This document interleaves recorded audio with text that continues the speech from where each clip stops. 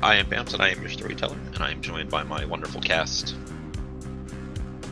I'm Jupiter, and I play Missy, the forever teen misunderstood emo Malkavian. Hi, I'm Oz. I play Arthur Subchak, the Nosferatu. I'm Tom, and I play Jimmy, the best Toreador from the 80s. And hi, I'm Super Cookie. I am playing Coco. So, Art, you have finished up your meeting with Raven. Everybody has come back to ways. No, kind of. They've gone their separate ways. Jimmy is in his food court with his people. Coco goes back to her Forever 21, and you can see her breaking out some paints to get up to something artistic. And Missy is still missing. What is your plan? I think it is time I returned Mr. Kelly to his owner. I also have the information that Mischief asked me for, and of course she is missing. She would not be Mischief if she was not. She has her phone. I know where she is. I shall call her. And so you do. And Missy, your phone begins to probably not ring, as you are a frequent user of invisibility powers, but likely buzz in your pocket. She'll move away from where she's perched under that bridge to watch over her mom. She'll walk a bit away from there and look to see who's calling and roll her eyes, answer the phone. Yeah. You and I need to talk. I have a man to return, and I would like for you to go with me. Can't you take the new pet or Jimmy? Jimmy is the last person on this planet who I want to take to this meeting. And the new girl, Coco, should not be out now that she's been leashed by Raven and the sheriff.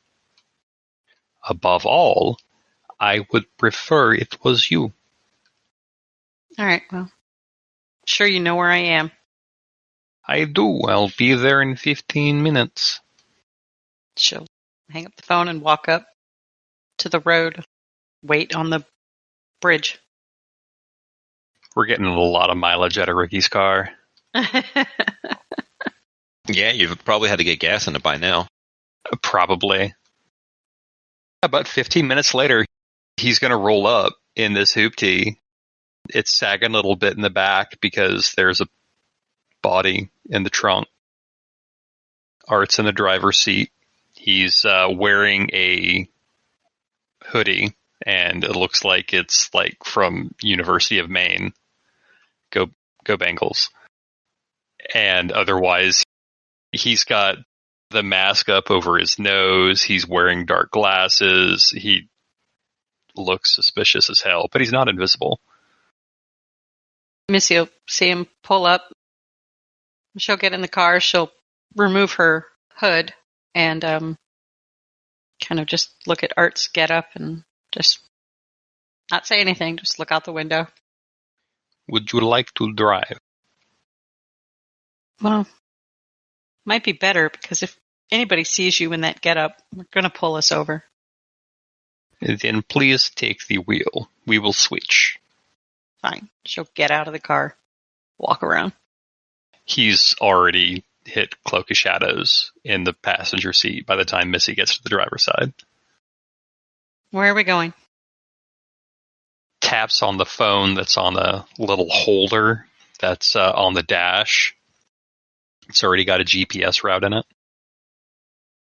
We are going to meet Stephen Cohen, Bradley Kelly's owner, his sire. And then maybe we'll put this little tussle that Jimmy had with Donovan to bed. But probably not. That's why Jimmy is not here. She'll put the car in gear and start following the GPS. Art's going to keep quiet for about 45 seconds. He's going to let that silence stretch. I want to tell you that I am sorry, Mischief, for what I said earlier. No, I I get it. I don't know why I thought it would be any different, but no, I get it. It's fine. It is not fine. I should not have said that. I was trying to impart the importance to Coco. Not to trust some of us, not until she knows us better. I especially don't want her to trust Jimmy, because Jimmy is bloodbound to Carol. And the last thing I think either of us need is having Coco bloodbound to Carol or to Jimmy. She'll nod her head. All right. Whatever. I looked up the name that you gave me. Yeah? She has quite a file. It is June Grey. Yeah, but all in the past, though, right? Well, juvenile arrest record, shoplifting, possession, drinking. Mm-hmm. Had a daughter at 15 years of age. She has friends in high places, apparently. She has gotten out of jail by agreeing to go to rehab. She has an attorney who is working her cases, and as of late, that attorney has not been taking her calls. She has had to use public defenders recently. But she has not had cases or an arrest record for the past 2 years. She lives in the public housing. I believe your man Kelvin is in the same building to keep an eye on her, yes? You'll see her, really tighten her grip on the steering wheel when you bring up Calvin. Yeah. I understand your anger, but I do not think it is his fault. Look at you, glaring. It is his fault. He was supposed to watch her. Why is she sleeping in the streets in an alley? Why did I just find her under that bridge? She had a place to live. He was supposed to make sure she was okay. Even though he's invisible, Art does frown. Makes a note in his phone, sends a message. I am still trying to find out why she was not in the Section 8 housing. She has federal and state aid for her medical needs, for her financial needs. I have not yet found anything. I have one contact I will have to lean upon who works in the records department of the city. Okay. Well, thanks for taking the time. Mischief, I want you to know that I would do anything for you, okay? This is what I do. This is no problem to me. All you need do is ask, I will do. She'll nod her head. She's clearly uncomfortable now. You remind me of someone I used to know. You know that? No. Well, now you do. Who was it? She was family back in Moscow. We were not as close, her and I, as you and I are close. If that tells you anything. I had to leave her in Moscow. When I had to leave, I had to go to Prague. I have not heard from her in several years. Is she, kindred? No. No, this was well before these happened. He gestures, but he's invisible, so you can't see it. You see, we lived in what they would call the public housing as well. I moved there after my parents had died. And they do that often in Russia. Dying. Well, I think you can tell my childhood wasn't one of, sunshine and rainbows. No, it is appropriately Soviet. And then it got worse, I think, as the joke goes. I am sorry, I do not mean to make light of it, but yes, there was some information about you in the file. I didn't ask you to go looking into my past. You did not? But it was attached to hers, and I had to follow all of the threads, find all the information that you wanted. Well, maybe you can consider yourself lucky you had no parents instead of having June. I suppose we have our different opinions on that. I am not sure that having no parents would be much better. I don't know. Probably better to have no parents and be alone because you have no parents than to have a parent and still be alone because your parent's too busy getting high and turning tricks to take care of you. And so you had to learn to take care of yourself. Yeah. What else are you going to do? Learn how to use computer, learn how to use lockpick, break into manager's office, find files on who owns building, exposed to media, get run out of town. You must have had one of those privileged lives then, since you had access to a computer. I suppose you could say that. Truth be told, I did not learn how to use computer until well after prog. It was paper files in that office. Does it change anything? What you know now? What you found out? It brought me here in a roundabout fashion. I could not stay in Prague after I turned. My sire will not allow it. Well, I was talking about what you learned about me, but we can keep talking about you, Art. I am sorry. No, it's fine. It is not fine. We don't need to start talking about sires because my sire wasn't much better than my mother. What do you know of your father? I assume he exists because I'm here. That's it. I don't know anything. She never mentioned him. She never talked about him. I don't even know if she knows who it is. Do you want to know? I don't see a reason to know. Not like he can do anything for me now.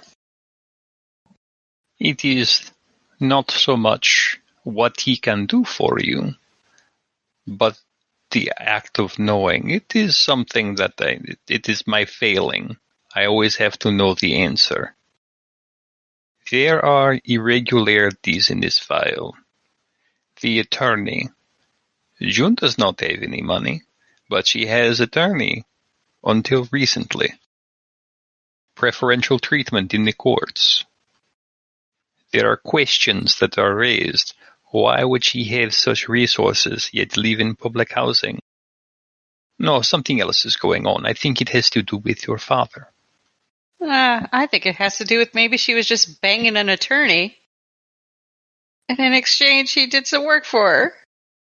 Always seeing conspiracies when there are none. Everything is a conspiracy. Speaking of conspiracies, what is your opinion of what Cheshire says about the chalice in the ritual to bond to one another, to bond to the coterie? I mean, if you asked me that yesterday, I would say we didn't need anything like that.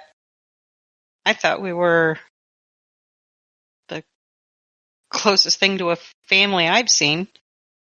But I guess now maybe we need something to make sure we can prove to each other our loyalty.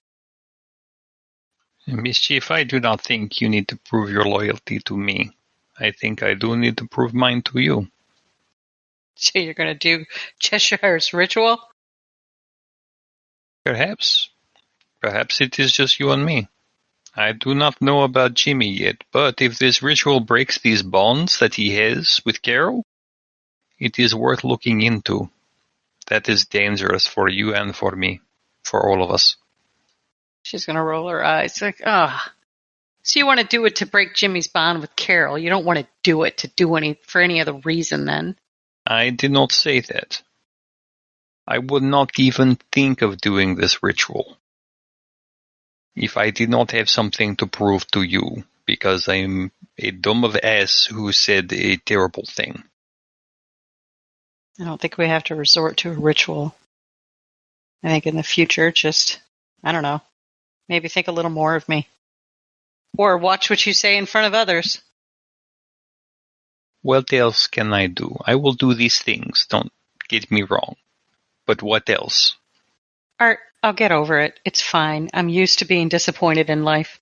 What's the unlife got to be any different? Because I do not want to see you disappointed. I think that's just my resting face. It does not have to be. We don't have to do a stupid ritual from a, I don't know, what did you describe the Amelk as? The crazy, insane? I don't think we're going to do his ritual. You have to admit, Cheshire, he is not all there. He is, in every sense of the word, he is insane. No, he's intense. He's passionate. He's lived a long time. And until recently, he was in a freezer. For who knows how long. Do you remember what he said about the distraction? She'll shake her head.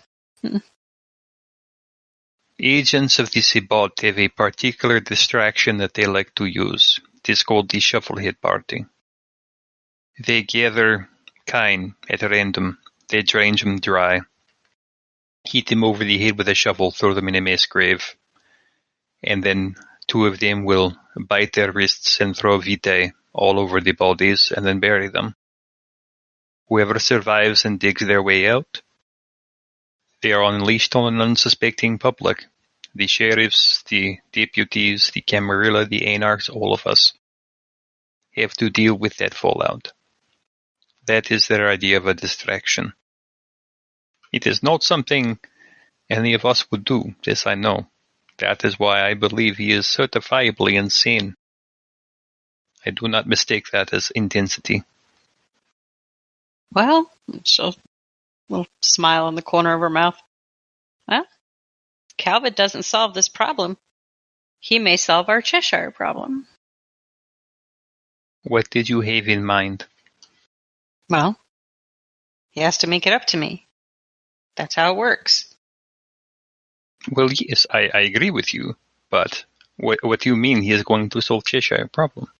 Well, he'll have to prove himself, and to prove himself, he'll have to kill Cheshire. And if he can't, well, then I guess he's not worthy, and I can always just find someone else. I need people around me I can count on. Art. Do you really want him dead? Cheshire? Yes. No, but it just doesn't seem to fit, right? Like, in the now, he just doesn't seem to fit, and I don't know how we can make him fit. We can't send him back, so might be more of a mercy killing just to end it for him. I mean, we could send him back. We put steak back into him, wrap him back up, put him back in freezer. It's easy enough to sneak back into the self-storage units. Well, fine. Cal can be the one to put that stake in his heart then. How long does he have to find your mother? To find June? My apologies. I said by tomorrow night. So then I have to ask, why do you care? If she has done terrible things. She has been very neglectful. The state had failed you. They did not take you away from the home. They left you there even though they had all of these problems. Why does she remain? Why do you watch over her? Why do you have someone watch over her? Because that's just how it is, you know. When you're on the streets, you have to take care of your own. You have to do that, and no matter how awful she is, and no matter if she's not in my unlife anymore, she's still my mother. I mean, I don't help her. I don't give her money. I just make sure she's okay. That's it. Just make sure she's okay. Nobody's messing with her. Nobody's beating her up. Nobody's giving her bad smack to OD on. That's it. Just make sure she's okay. I understand. To me as well, family is everything. If there is anything else I can do to help with June or with anything else, you will let me know, yes? Yeah. You let me know what your other contact finds out about why she's not in her place anymore. Where's this place we're going to? GPS says it's coming up, but I don't see it. Oh, yes, you were not here when Jimbo did his thing. Yes, it is up here on left. It is a very, very dim sign. There's alleyway here. We'll pull in here. So, pull in. You will let Cohen know we are here. And Art will tap out a message and send it to Cohen, having already sent the other message to Cal. You'll get a message back from Calvin, which I'm sure that you have responded to.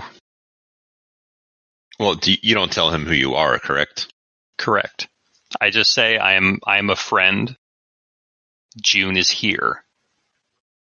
And it takes him a couple of minutes to respond to that message before it is probably close to 3:30, 4 o'clock in the morning. Cohen gets back to you a minute or so later, saying that his guys will be there in a minute. And about a minute or two goes by, and a truck, more of a moving van than a pickup truck, pulls down to the end and begins to back in towards you in the alleyway. It gets a little distance away from you. Two big guys come out wearing like painters' jumpsuits. Mm-hmm. Pop open the back door and look around for you. I presume that you guys make yourselves known. Pop the trunk. She'll pop it and go to open the door to get out of the car.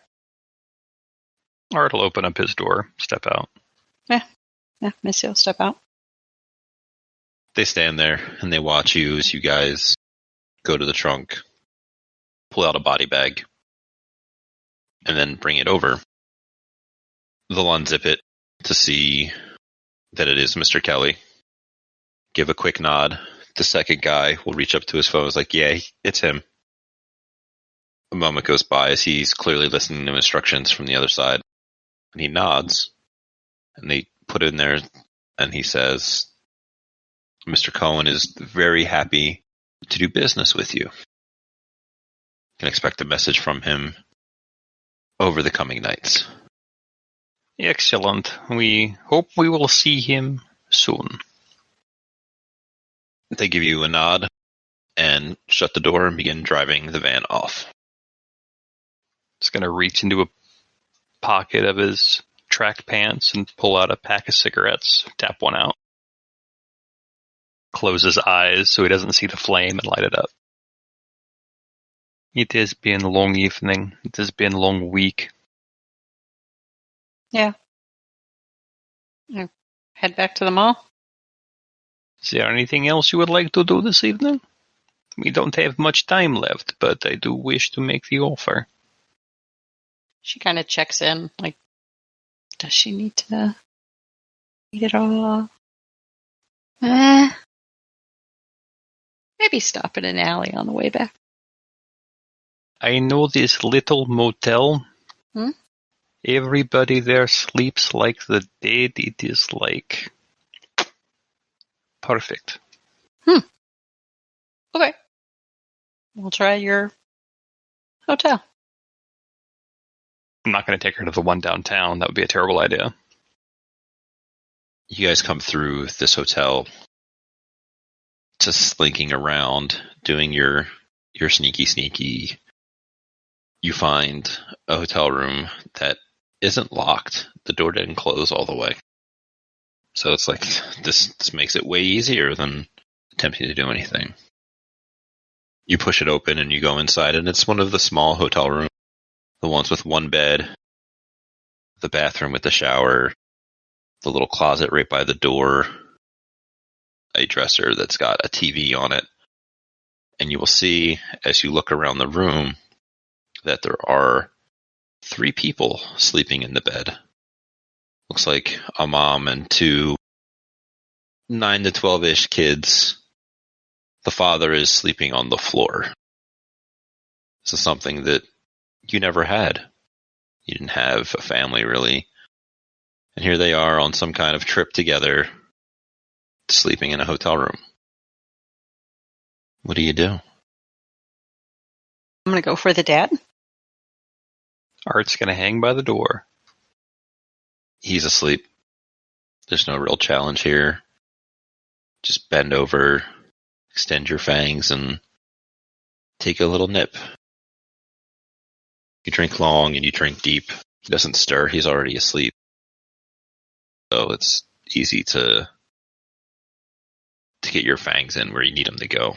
But you can taste it a little bit. You can taste the excitement that they have for a day ahead of them and for the road trip that they have had. You can feel a little bit of that love for his wife and his kids. And you roll it around in your mouth a little bit before heading back to Art and presumably leaving. Yes, indeed. As she walks past Art, she's going to take the sleeve of her hoodie and wipe away at one eye. Lets her go. Then follows. Camera sits on the doorway with the family, and they're sleeping. And as the door clicks all the way closed, it just fades to black.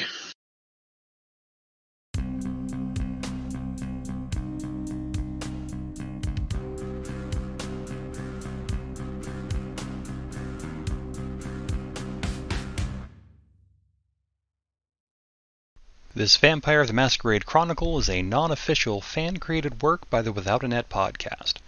Portions of the materials used in this actual play are the copyrights and trademarks of Paradox Interactive AB and are used with their permission. All rights are reserved. For any further information in those regards, or maybe upcoming releases, you can find them at worldofdarkness.com.